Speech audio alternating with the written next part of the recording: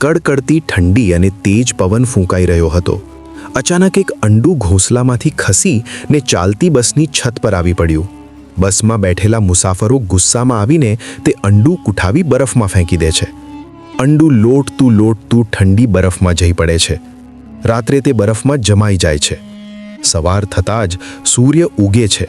બરફ ધીમે ધીમે પીગળવા લાગે છે. એ સમયે એક મરઘીની નજર એ અંડા પર પડે છે. તે ઝડપથી અંડા પાસે આવે છે અને તેને ધકેલતી પોતાના ઘોંસલામાં લઈ જાય છે.